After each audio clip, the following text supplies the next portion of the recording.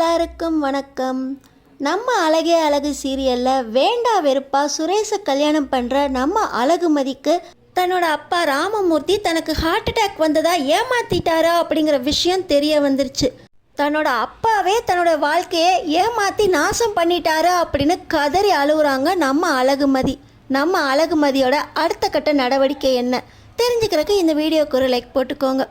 So பார்த்திங்கன்னா நம்ம அழகுமதி அழுதுகிட்டே காரில் வரும்போது உங்கள் அப்பாவுக்கு ஒன்றும் ஆகாது மதி, அதான் தங்கராஜ் அண்ணன் ஆப்ரேஷன் செலவெல்லாம் பார்த்துக்கிறேன்னு சொல்லிட்டாருல அப்படின்னு நம்ம மலர் பேசிக்கிட்டே வர பக்கத்தில் உட்காந்துருக்க சுரேஷோட முகத்தில் அவ்வளோ பெரிய மாற்றம். என்னன்னு பார்த்தீங்கன்னா தங்கராஜ் சுரேஷ்கிட்ட சொல்லியிருக்காரு, இந்த கல்யாணத்துக்கு கண்டிப்பாக அழகுமதி ஒத்துக்குவா, நான் ஒத்துக்க வைப்பேன். எப்படின்னு பார்க்குறியா, அவங்க அப்பனுக்கு தான் இன்றைக்கி நைட்டு ஹார்ட் அட்டாக் வந்துருமே, ஏற்கனவே 30 லட்சம் ரூபாய் கடனை அடைக்க முடியாமல் கல்யாணத்துக்கு ஒத்துக்கிட்டாரு அவங்க அப்பா.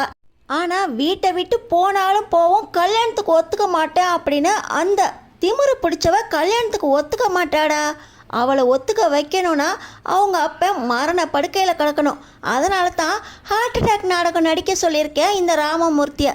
கண்டிப்பாக சரியான நேரமாக பார்த்து இந்த ராமமூர்த்தி ஹார்ட் அட்டாக் வந்து விழுவான், நான் போய் ஆப்ரேஷன் பண்ணணும் அப்படின்னு ஹாஸ்பிட்டலில் ஒரு நடிப்பை போட்டுட்டு வரேன் அப்படின்னு சுரேஷ்கிட்ட சொல்லிட்டு தான் இந்த தங்கராஜ் போயிருந்திருக்காரு. இது ஞாபகம் வந்துடுது சுரேஷுக்கு. ஆஹா, அந்த நாடகத்துக்கு தான் இவ சம்மதிச்சு என் பக்கத்தில் வந்து உட்காந்து தாலியையும் வாங்கிக்கிட்டாளா அப்படின்னு சுரேஷ் மனசுக்குள்ளே யோசிச்சுக்கிட்டே வராரு. ஆனால் நம்ம அழகுமதி அப்பாவுக்கு இன்னும் 3 நாளில் ஆப்ரேஷன் பண்ணணும்னு சொல்லியிருக்காங்களே, அப்பாவை ஹாஸ்பிட்டலில் அட்மிட் பண்ணணுமே அப்படின்னு கதறி அழுதுகிட்டே வர, அழுகாத மதி, எல்லாத்தையும் தங்கராஜனை பார்த்துக்குவாங்க, நீ சந்தோஷமாக உன் வாழ்க்கையை ஆரம்பி மதி அப்படின்னு நம்ம மலர் தைரியம் கொடுத்துக்கிட்டே வர, வீட்டுக்கு வந்த உடனே நம்ம மலர் ஆரத்தி எடுத்து பூஜை ரூமில் விளக்கேற்ற வச்சு பால் பழமும் கொடுக்குறாங்க. ஆனாலும் இவர் ஒரு பக்கம் திரும்பி இருக்காரு சுரேஷ், இன்னொரு பக்கம் மதி திரும்பி இருக்க, 2 பேரும் வேண்டா வெறுப்பா பால் பழம் சாப்பிட ஒருத்தருக்கு ஒருத்தர் ஊட்டிக்கோங்க அப்படின்னு நம்ம ரேவதியும் மலரும் சொன்னாலும் 2 பேருக்குமே ஒருத்தர் பிடிக்கல. இதில் நம்ம ஏமாத்தின விஷயம் தெரிஞ்சு போச்சுன்னா என்ன ஆகுமோ அப்படின்னு சுரேஷ் ஒரு பக்கம் மதியை பற்றி யோசிக்க ஆரம்பிச்சிட்டாரு. இப்போ தான் வீட்டுக்குள்ளே தங்கராஜ், ரேவதி, அவங்க பசங்க எல்லாரும் வராங்க. தங்கராஜ் வந்தோடனே வீட்டில் இருக்க எல்லாருமே அப்படியே ஆர்ப்பாட்டமாக வீட்டையே தலைகீழாக மாற்றி, வாங்க மாப்பிள்ள, உள்ளே வாங்க மாப்பிள்ள, உங்களால் தான் இந்த கல்யாணமே நடந்துச்சா அப்படின்னு அவருக்கு கொடுக்குற மரியாதையை பார்த்து மதிக்கு பயங்கர கோபம் வருது. ஏற்கனவே கல்யாண மண்டபத்தில் வச்சு நம்ம அழகுமதி இந்த தங்கராஜ் காலில் விழும்போது சுரேஷ் மட்டும்தான் விழுந்தார். நம்ம அழகுமதி கோபமாக நின்றுக்கிட்டு இருந்தாங்க. இதையெல்லாம் பார்த்துக்கிட்டு இருந்த தங்கராஜ், என் காலில் விழ வைப்பேண்டி, பாரு இந்த வீடே எப்படி ஆட்டம் காணுதுன்னு, நீயும் அது மாதிரி ஒரு நாள் ஆட வைப்பேன் அப்படின்னு தங்கராஜ் மனசுக்குள்ளே நினச்சிக்கிட்டு, சுரேஷ் உங்ககிட்ட கொஞ்சம் பேசணும் வாடா அப்படின்னு சொல்லி கூட்டிகிட்டு போயிடுறாரு.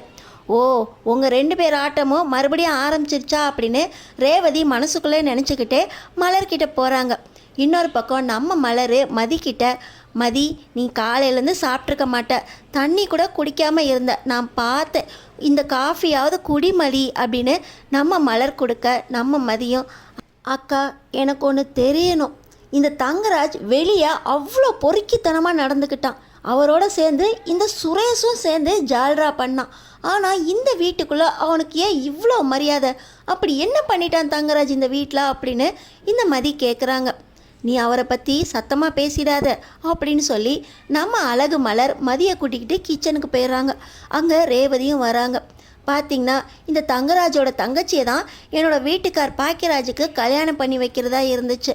ஆனால் நானும் பாக்கியராஜும் லவ் பண்ணதுனால அவங்க 2 பேரோட கல்யாணமும் கல்யாணத்துக்கு முன்னாடியே நின்று போச்சு. நாங்கள் 2 பேரும் லவ் மேரேஜ் வீட்டுக்கு தெரியாமல் பண்ணிவிட்டு வீட்டுக்கு வந்துட்டோம். அந்த பொண்ணு பாக்கியராஜுக்கு கல்யாணம் ஆயிடுச்சுன்னு தெரிஞ்சுக்கிட்டு சூசைட் பண்ணிக்கிச்சான்.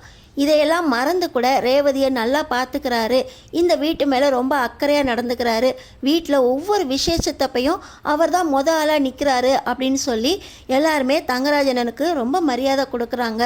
நீ கூட பார்த்தியே, இந்த கல்யாணத்தை நான் நடத்தியே தீருவேன் அப்படின்னு சொல்லி நைட்டோட நைட்டாக சுரேஷுக்கு உன்னை பேசி முடித்து கல்யாணமும் பண்ணி வச்சிட்டாரே அப்படின்னு சொல்ல, ஓ இதனால தான் தங்கராஜுக்கு இவ்வளோ மரியாதை அந்த வீட்டில், அவர் இதையெல்லாம் ஒழுங்காக செய்கிற மாதிரி தெரியலையா அப்படின்னு நம்ம அழகுமதி சொல்ல, அவர் ஒழுங்காக செய்கிறாரோ இல்லையோ, ஆனால் இந்த வீட்டில் முதல் மரியாதை அவருக்கு தான் அப்படின்னு நம்ம அழகு மலர் சொல்ல, ரேவதியும் ஆமாம் ஆமாம், முதல் மரியாதை கொடுத்தாலும் அவர் எனக்கு எவ்வளோ மரியாதை கொடுக்குறாருன்னு தெரியாதா அப்படின்னு நம்ம ரேவதி மனசுக்குள்ளேயே பேசிக்கிறாங்க. இப்போ நம்ம மதி, நான் அப்பா அம்மா கிட்ட கொஞ்சம் பேசணும், அவங்க எப்போ வருவாங்க அப்படின்னு கேட்க, அடுத்த காரில் வர்றதா சொல்லிக்கிட்டு இருந்தாரு அப்படின்னு சொல்லி நம்ம மலர் சொல்ல, கரெக்டாக அந்த நேரமாக பார்த்து அவங்க அப்பாவும் அம்மாவும் வந்து இறங்குறாங்க. இப்போ நம்ம அழகுமதி, அப்பா ரொம்ப ஸ்ட்ரெயின் பண்ணிக்காதீங்க, உங்களுக்கு ஹார்ட் அட்டாக் வந்திருக்கு, இன்னும் 2 நாளில் ஆப்ரேஷன் பண்ணணும்னு சொல்லியிருக்காங்க, நீங்கள் பாட்டு இவ்வளோ ஆளாக அலைஞ்சிக்கிட்டு இருக்கீங்களே அப்படின்னு நம்ம மதி அவங்க அப்பா ராமமூர்த்திகிட்ட ரொம்ப அக்கறையாக பேச, நீ என் பேச்சை கேட்டு கல்யாணத்துக்கு ஒத்துக்கிட்டியேம்மா, எனக்கு ரொம்ப சந்தோஷமாக இருக்குது, இந்த சந்தோஷத்துலேயே என் ஹார்ட் எல்லாம் ஃபுல்லாக சரியாயிரும்மா அப்படின்னு சொல்ல, அதெல்லாம் இல்லை, ஆப்ரேஷன் பண்ணி தான் ஆகணும் அப்படின்னு சொல்ல, தங்கராஜ் அதையெல்லாம் ராமமூர்த்தியை எப்படி பார்த்துக்கணும்னு எனக்கு தெரியும், அவருக்கு செலவு பண்ண போகிறது நான், நீ ஏங்கிட்டெல்லாம் கேட்டிருக்கணும் அப்படின்னு ராமமூர்த்தி ஷோல்டரில் கையை போட்டுக்கிட்டு இந்த தங்கராஜ் பேச, நம்ம அழகுமதிக்கு பயங்கர கோபம் வந்துடுது.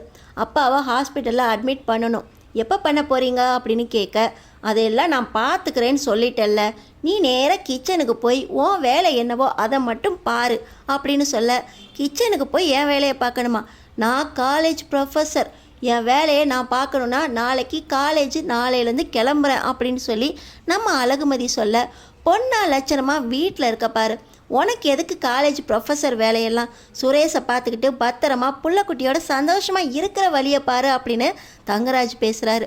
ஆனால் ராமமூர்த்தி, சார் இப்படி சொல்கிறீங்களே சார், என் பொண்ணு பிஹெச்டி பண்ணிக்கிட்டு இருக்கா, காலேஜ் ப்ரொஃபஸர், இன்னும் 2-3 மாதத்தில் அவளுக்கு பர்மனெண்ட் ஆயிரும், அவளோட ஜாபை விட்டு போகணும்னு சொல்கிறீங்களே அப்படின்னு நம்ம ராமமூர்த்தி பேச, ராமமூர்த்தி இந்த வீட்டில் பொண்ணை கொடுத்துருக்கீங்க, நீங்கள் இதுக்கு மேலே எதுவும் பேசக்கூடாது, உங்களுக்கு நான் என்னென்ன பண்ணியிருக்கேன்னு கணக்கு போட்டு பாருங்கள், இதை பண்ண மாட்டேனா இந்த வீட்டில் உங்கள் பொண்ணை மகாராணி மாதிரி பார்த்துக்குவாங்க, அவள் வேலையை அவள் கரெக்டாக செய்யட்டும், வேலைக்கெல்லாம் போக வேண்டாம் அப்படின்னு சொல்ல, என்ன வேலைக்கு போக வேண்டாம்னு சொல்கிறதுக்கு நீங்கள் யார், இந்த வீட்டில் ஆட்டி வச்ச பொம்மையாக நான் இருக்கிறதுக்காக வரல, எங்கள் அப்பாவுக்கு ஆப்ரேஷன் பண்ணணும் ஞாபகம் இருக்குல்ல, எங்கள் அப்பாவை முதல்ல ஹாஸ்பிட்டல் சேர்த்து ட்ரீட்மெண்ட் எடுக்கிற வழியை பாருங்க அப்படின்னு தங்கராஜுக்கே ஆர்டர் போட, அந்த நேரத்தில் ராஜலட்சுமி வந்துடுறாங்க.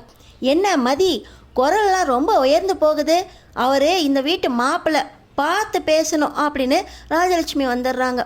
பார்த்து தான் பேசுவோம், யார்கிட்ட எப்படி பேசணும்னு எனக்கு தெரியும், அதே நேரம் செய்ய வேண்டியதை கரெக்டாக அந்த டைமுக்கு செய்யணும்ல, அதை உங்கள் மாப்பிள்ளைக்கிட்ட சொல்லுங்க அப்படின்னு நம்ம அழகுமதி பேச, ரொம்ப தாண்டி வாய் நீளுது, வக்கத்த குடும்பத்துலேருந்து வந்துட்டு ஒரு 5 பவுன் போட நகை வக்கு இல்லை, இதில் எங்கள் வீட்டு மாப்பிள்ளையை எதிர்த்து பேசுகிற, எங்கள் வீட்டு மாப்பிள்ளையால் தான் உங்கள் வீடு கிடச்சிருக்கு, உங்கள் அப்பன் உயிரோடு நிற்கிறான் தெரியும்ல அப்படின்னு ராஜலட்சுமி பேச, இதை பற்றி பேசணும்னு உங்களுக்கு எந்த ஒரு தகுதியுமே கிடையாது, உங்கள் பையனுக்கு கல்யாணம் நைட்டோட நைட்டாக பேசி முடிச்சிருக்காங்க, மனப்பொண்ணாக நான் வந்து உக்காந்ததுனால உங்களுக்கு இவ்வளோ ஈஸியாக முடிஞ்சிச்சா, உங்கள் மான மரியாதையெல்லாம் காப்பாற்றிட்டவங்க தைரியம் வந்துருச்சா அப்படின்னு நம்ம அழகுமதி பேச, நம்ம மலர் வந்துடுறாங்க.